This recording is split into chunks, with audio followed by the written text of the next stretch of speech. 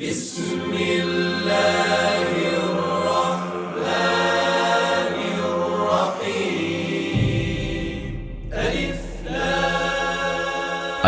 লাম র, এগুলো হচ্ছে একটি সুস্পষ্ট গ্রন্থের আয়াত। নিঃসন্দেহে আমি একে আরবি কোরআন হিসেবে নাজিল করেছি যেন তোমরা তা অনুধাবন করতে পারো। হে নবী, আমি তোমাকে এ কোরআনের মাধ্যমে একটি সুন্দর কাহিনী শোনাতে যাচ্ছি যা আমি তোমার কাছে ওহী হিসেবে পাঠিয়েছি, অথচ তার আগ পর্যন্ত তুমি এ কাহিনী সম্পর্কে ছিলে সম্পূর্ণ বেখবর লোকদেরই একজন। এটা হচ্ছে সে সময়ের কথা যখন ইউসুফ তার পিতাকে বলল, হে আমার পিতা, আমি স্বপ্নে দেখেছি 11টা তারা, চাঁদ ও সূরজকে আমি এদের আমার প্রতি সাজদাবনত অবস্থায় দেখেছি।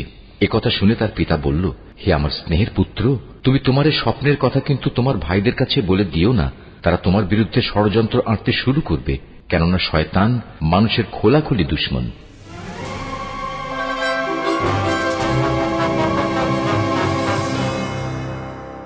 আমি মহান ইশতারের কাছে প্রার্থনা করেছি যেন তিনি তোমার সন্তানকে জীবিত রাখেন।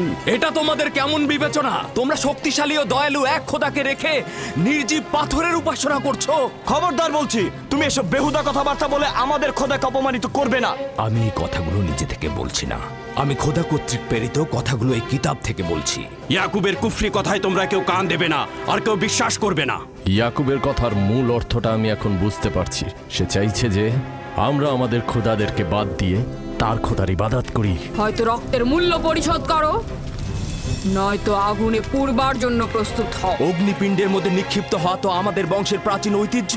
আমার দাদা ইব্রাহিম, উনিও তো একবার নমরুদের আদেশে অগ্নিপিণ্ডের মধ্যে নিক্ষিপ্ত হয়েছিলেন। কেউ একজন ইশতারকে খেপিয়ে তুলেছে। মহান ইশতার তার বলি যাচ্ছেন।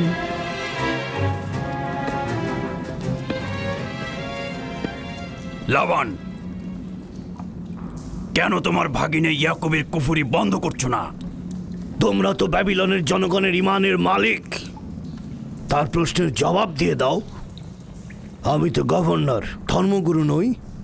কিন্তু সে তোমার ভাগিনা এবং তোমার কন্যাদের স্বামী। আমি ফারদানের শান্তি আর নিরাপত্তায় নিয়োজিত, আমার ভাগিনার কার্যাবলী দেখার জন্য নয়। এই কারণেই তাকে শান্ত করতে হবে। সে ফারদানের শান্তি নষ্ট করছে। ফারদানের শান্তি ফিরিয়ে আনতে হবে, তা না হলে অতি দ্রুত ফারদানের বুকে দুর্ভিক্ষ নেমে আসবে, আর এটার দায়ভার সম্পূর্ণ ইয়াকুবের। কি করে করি বলো? ইয়াকুব এখানে ভেড়া রক্ষণাবেক্ষণের প্রধান ব্যক্তি, অর্থনৈতিক চালিকা শক্তিও বটে, আর ও কিনা হয়ে গেল এখানকার বদখদের প্রধান কারণ। হ্যাঁ, কারণ ও এখনো ইশতারের কুফরি করেই যাচ্ছে।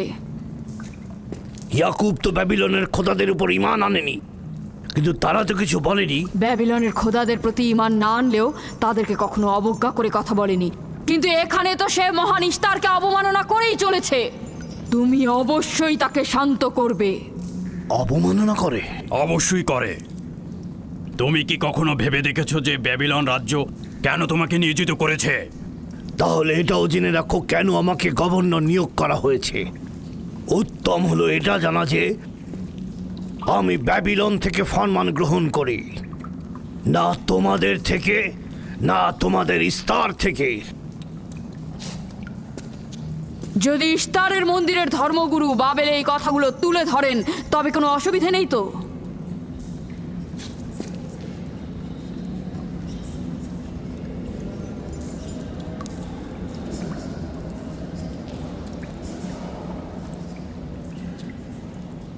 ঠিক আছে, আমি ইয়াকুবের সঙ্গে কথা বলছি। ইয়াকুবকে বলে দেবেন, আর কখনো যদি আমার পরিবারের সাথে ইশতার নিয়ে কোনো কটু কথা বলে তাহলে তাকে আগুনে নিক্ষেপ করা হবে।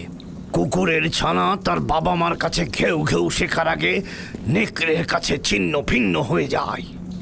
তোমার নিজের জবানের হেফাজত করো। এবারের মতো ক্ষমা করে দিচ্ছি, পরের বার কিন্তু করব না।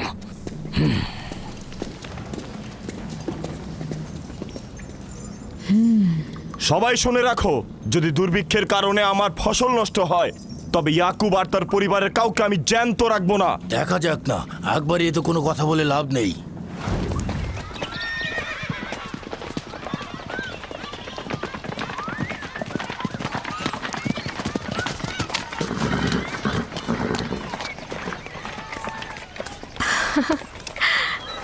আব্বা আব্বাজান এসেছেন।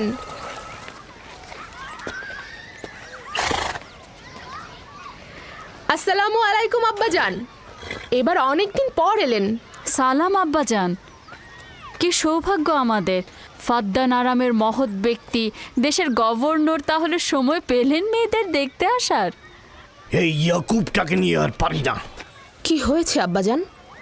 আবারও কি ইস্তার মন্দিরের ধর্মগুরুরা অভিযোগ করেছেন? তার মানে ফারদানের এইসব দাঙ্গা হাঙ্গামা ধর্মগুরুদের ষড়যন্ত্র। ইয়াকুব এগুলোর সঙ্গে জড়িত নয়, তাই তো? আব্বাজান, আপনি খুব ভালো করেই জানেন ইয়াকুব রেসালাত আর নিজের কাজ ছাড়া অন্য কিছুই করে না। কয়েক হাজার বছরের প্রচলিত ইস্তার মন্দিরের সঙ্গে তার কি কাজ? যদি সে এটাই চায় যে সে তার পিতামহের দিন প্রচার করবে, তাহলে সে আমাদের পরিবারের সঙ্গে করুক। কিন্তু মানুষের বিশ্বাসকে কেন অবমাননা করছে? আমার মনে হয় আব্বা আপনি ভুল করছেন। সে অবমাননা করছে না, সত্য প্রচার করছে। আব্বাজান, কিছু মনে করবেন না। ইয়াকুব আসলে এক খোদার প্রতিনিধি হয়ে তার নিয়মকানুন সম্পর্কে জনগণকে সচেতন করে তুলছেন, যেটা তার কর্তব্য বলে মনে করছেন। যেরকম আপনার কর্তব্য ফাদ্দানের জনগণের নিরাপত্তা প্রদান করা। তোমরা তার মতো কঠোর ও বেপরোয়া হয়েছ। আমি যদি চাই দায়িত্ব পালন করতে, তাহলে তোমরা মরুভূমিতে ভবঘুরে হয়ে ঘুরবে। আব্বাজান, আমি আর আমার বোন লিয়া আমাদের স্বামীর দিনে অটল আছি, তাই এক খোদার আইন বাস্তবায়নে আমরা তাকে সাহায্য করেই যাব। তোমরা সবাই দেওয়ানা হয়ে গেছো। তোমরা কেউ আমার অবস্থার কথা চিন্তা করছো না। তোমরা কি জানো, ব্যাবিলনের ধর্মগুরু যদি জানতে পারে আমার ভাগিনা ইস্তারের বিরুদ্ধে অপপ্রচার চালাচ্ছে, তাহলে আমার কি অবস্থা হবে ভাবো। আমি তখন কতটা বিপদে পড়বো। ইয়াকুবের খোদার শক্তি ওই বাবেলের মন্দিরের ইস্তারের থেকে অনেক বেশি। আব্বাজান, আমাদের উচিত হচ্ছে আমাদের নিজেদের খোদাকে ভয় করা, ওই পাথরের খোদাকে নয়। আমার না তার খোদার সঙ্গে কোনো কাজ রয়েছে, না এদের খোদা। শুধু বলবো ইয়াকুবের কোনো অধিকার নেই ফাদ্দানের লোকের কাছে আমার অবস্থান নড়বড় করে দেয়া। কি হয়েছে রাহেলা? রাহেলা, রাহেলা, কি হয়েছে রাহেলা?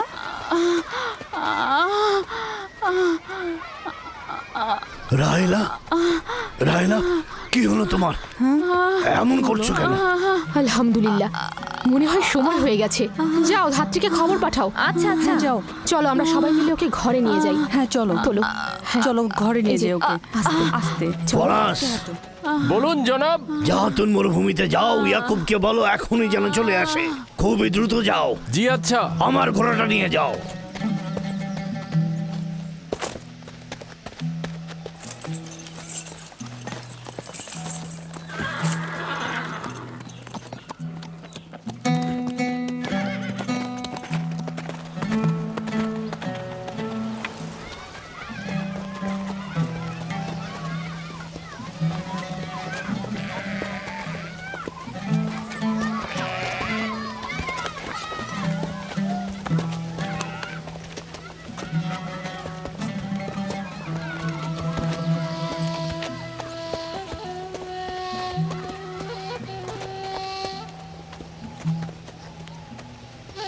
রাখালেরা চতুষ্পদী প্রাণীগুলোকে হেদায়েত করে, আর নবুয়াত ইনসানদের হেদায়েত করে থাকে।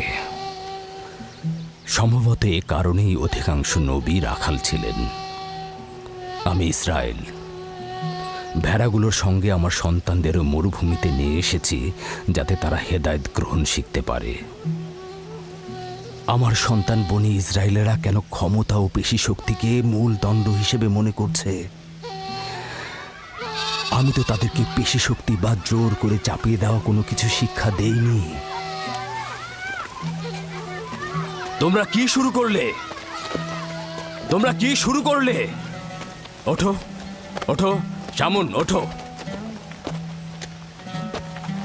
আমার উত্তরাধিকারী ও পরিবারের প্রধান সেই হবে যে খোদাকে সবচাইতে বেশি ভালোবাসবে। ইব্রাহিম ও ইসহাক ছিলেন সর্বোৎকৃষ্ট। তার মানে এই নয় যে তারা অধিক শক্তিশালী ছিলেন। শক্তি দিয়ে সবকিছু জয় করা যায় না।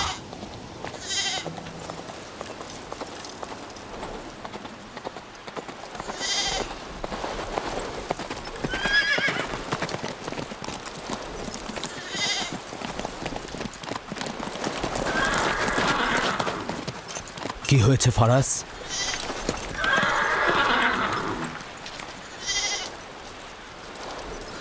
তোমরা ভেড়াগুলোকে নিয়ে আসো।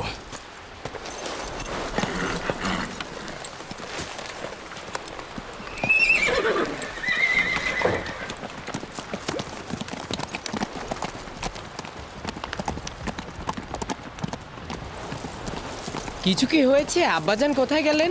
কিছুই না, ভেড়াগুলোকে একত্রিত করো, আমরা ফিরে যাব।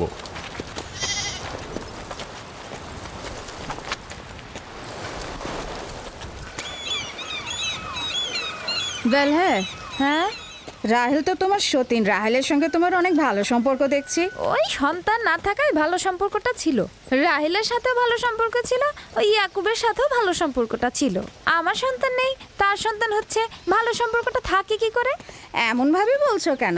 রাহেল আর ইয়াকুব তো ইনসান হিসেবে খুবই ভালো। হ্যাঁ, কিন্তু ইয়াকুব তো রাহেলকে অনেক বেশি ভালোবাসে। আর যেহেতু এখন তার সন্তান হচ্ছে, তার স্থান তো সব স্ত্রীর থেকে উপরেই হবে, তাই না? ইয়াকুবের কয়টা স্ত্রী? 4 জন, আমি, লিয়া, জুলফা ও রাহেলা। এই বাদ দাও তো এসব, তাড়াতাড়ি চলো, না হলে শব্দ শেষে আবার আমার ঘাড়েই পড়বে। আরে আমি তো জানি ইয়াকুব বড় ন্যায়পরায়ণ আর মেহেরবান। সকল হিংসা ভুলে একটু ভালোবাসাটাকে বাড়াও, দেখবে সেও তোমাকে খুব ভালোবাসবে। আর ও তো খুব ভালো মানুষ।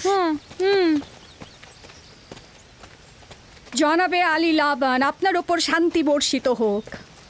ভালো পুরস্কার পেতে যাচ্ছ, কিন্তু রাহেল আর তার সন্তানকে সুস্থ চায়। চিন্তা করবেন না, আমি অনেক অভিজ্ঞ ধাত্রী।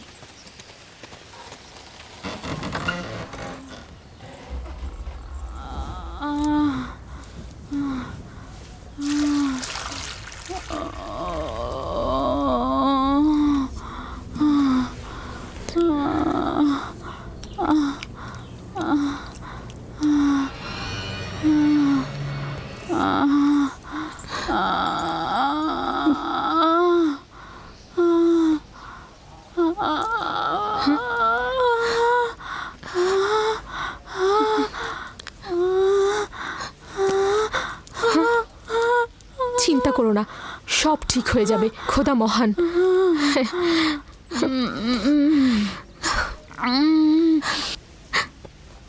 রাহেল, রাহেল, রাহেল, এই যে রাহেল, কি হলো? কথা বলো। রাহেল, রাহেল, রাহেল, রাহেল রাহেল বেহুশ হয়ে গেছে।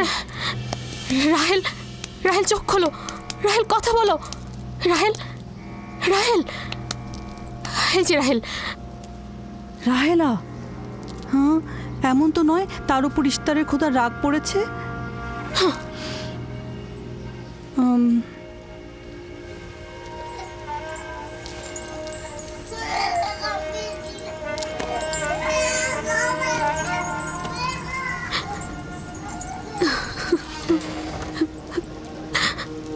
ওকে রাখো।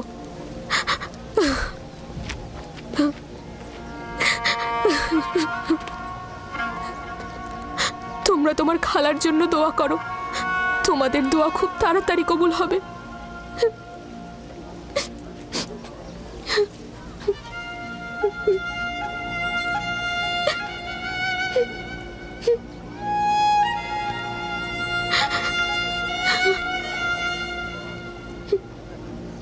তোমরা কাজ করছো না কেন?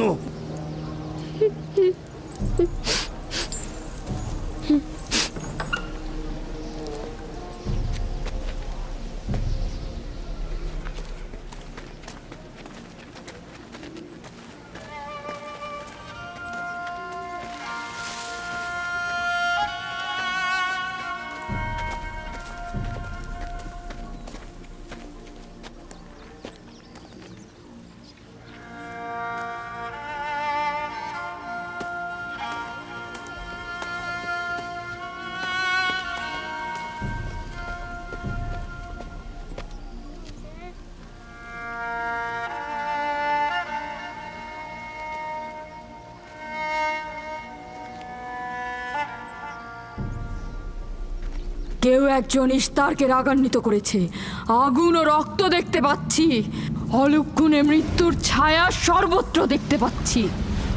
আগুন প্রথমে কাফেরের পোশাকের নিম্নাংশ গ্রাস করবে। যারা ইস্তারকে অবমাননা করেছে, অতি দ্রুতই তাদের ধ্বংস আসন্ন। হ্যাঁ, ইস্তার তাকে ক্ষমা করবে না, অতি দ্রুতই সে তার শাস্তি পাবে। আমার মনে হয় ওরা ইস্তারের অভিশাপের ফল ভোগ করছে। ইয়াকুব তো সব সময় ইস্তারকে অবজ্ঞা করে কথা বলে। হ্যাঁ, ইশতার বলেছিল কুফরিকারী কাফের তার রোশানল থেকে রক্ষা পাবে না। ইয়াকুব তো ইশতার আর তার খোদাকে নিয়ে কত বেহুদা কথা বলেছে, মনে হচ্ছে তারই ফল ভোগ করছে।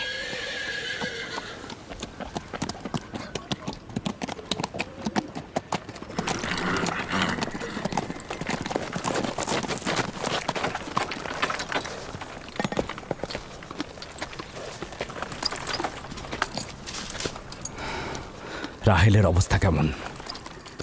আমি কিছু বলতে পারছি না।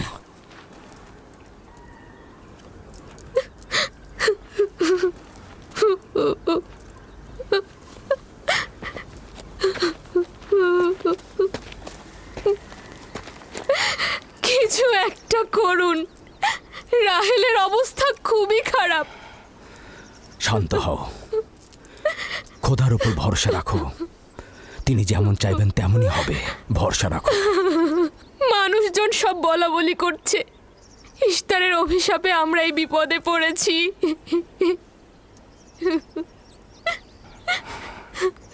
খুব ভালো। এবার দেখা যাক রাহেল ও তার সন্তানের খোদা সবচাইতে বেশি শক্তিশালী, নাকি ওই ইশতারের খোদা।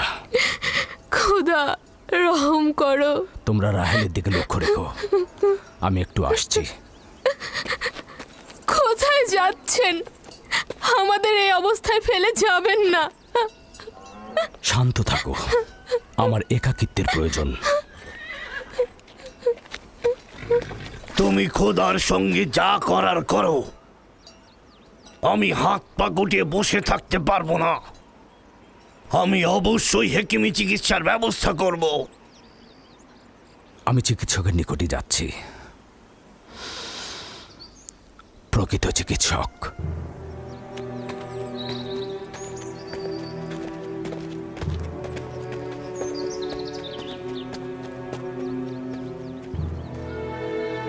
সে যেমন ফাদ্দানের লোকেদের বিপদের কারণ হয়েছে, তদ্রুপ আমার কন্যাদেরও বিপদের কারণ হয়েছে।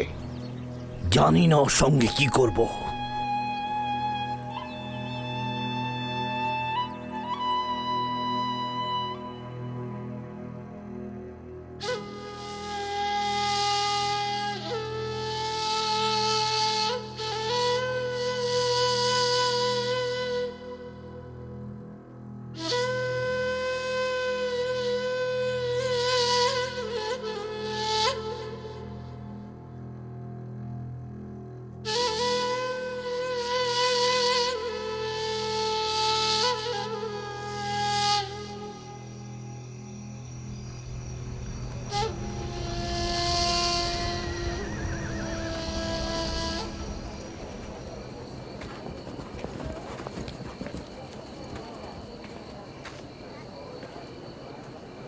কেন যে ইশতার মা তাকে ডেকে আনছে না, সে তো সবচেয়ে বড় ধাত্রী। হ্যাঁ, তারা বলছি। জনাব লাবান, ইশতারের কাছে লোক পাঠান। ধাত্রী হিসেবে সে কিন্তু সবচাইতে ভালো।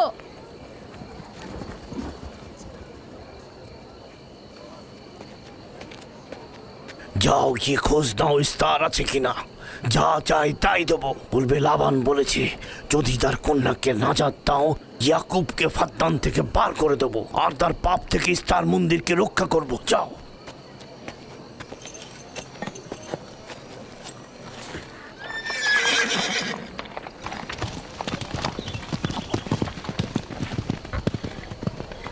ইয়াকুব ইশতারের খোদাকে অপমান করেছে। ইশতারকে অবমাননা করার শাস্তি এইরকমই হয়। তোমাদের চেঁচামেচি বন্ধ করো।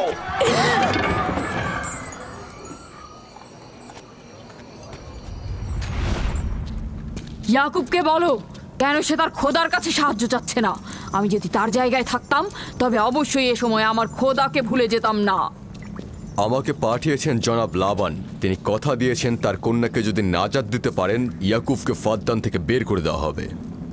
আমার দৃষ্টিতে এটা সর্বোত্তম সময় ফাদ্দানবাসীকে মহান ইশতারের কুদরত সম্পর্কে জানিয়ে দেবার এবং তার শক্তিমত্তা সম্পর্কে বুঝিয়ে দেবার এটাই উৎকৃষ্ট সময়। যদি রাহেলাকে বাঁচাতে পারো তাহলে তোমাদের উপর ফাদ্দানবাসীর ঈমান বৃদ্ধি পাবে। এখানে স্বর্ণরৌপ্যের ভাণ্ডার হবে। রাহেলের মৃত্যুও একই পরিণাম নিয়ে আসবে।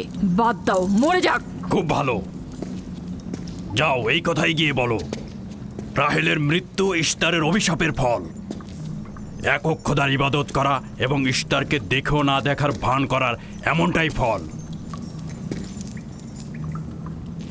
যদি এমনটা হতো, রাহেল ও তার সন্তানের মৃত্যুর পর আকাশ থেকে বৃষ্টি বর্ষিত হচ্ছে,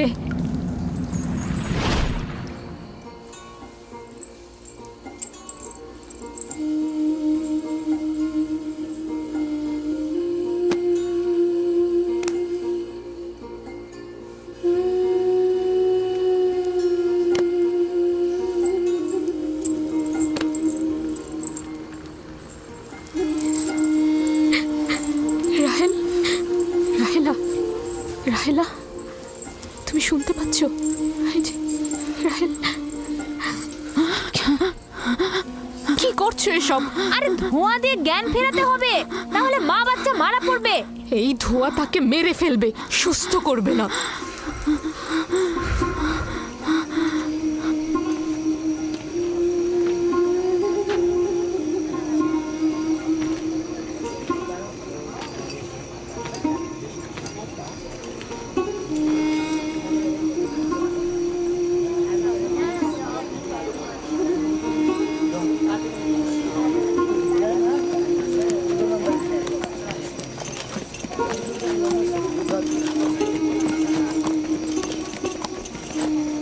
ইশতার মাতে আসছেন। দেখা যাক এবার কার খোদা বিজয়ী হয়, ইয়াকুবের খোদা নাকি মন্দিরের খোদা। আরে পরিষ্কার বোঝা যাচ্ছে বিজয়ী হবে ইশতার।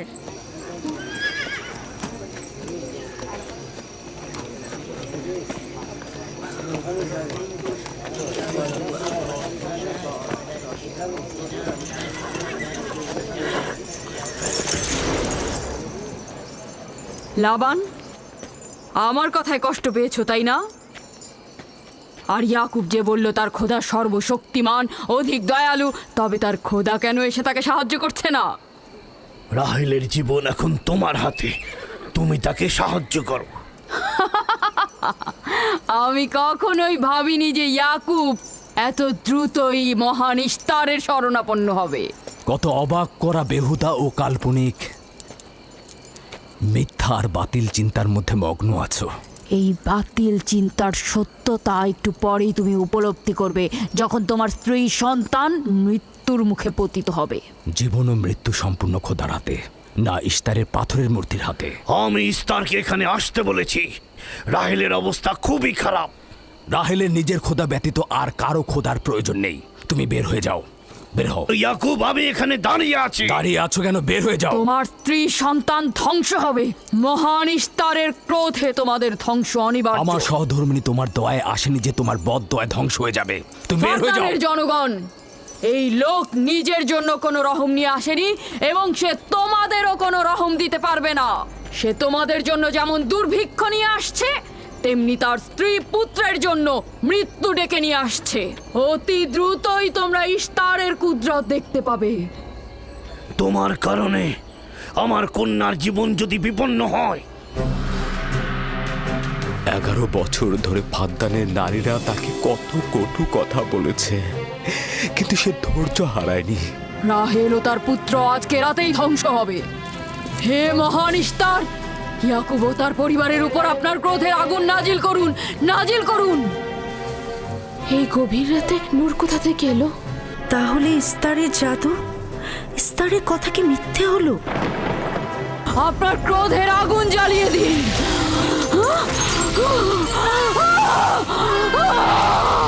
আগুন, আগুন। এই ছিল শক্তিশালী ইশতার, যার ধর্মগুরুরা আগুনে পড়লো অথচ সে কিছুই করতে পারলো না। দেখো, ইস্তার তো বলেছিল রাহেল ও তার সন্তান ধ্বংস হবে। এখন কি দেখা গেল? তারা তো নিজেরাই ধ্বংস হলো। ইউসুফের কদম মোবারক। কিন্তু যিনি ওই ইশতার মন্দির ধ্বংস করেছেন এবং ফাদ্দানে বৃষ্টি বর্ষণ করেছেন, তিনি আমার খোদা।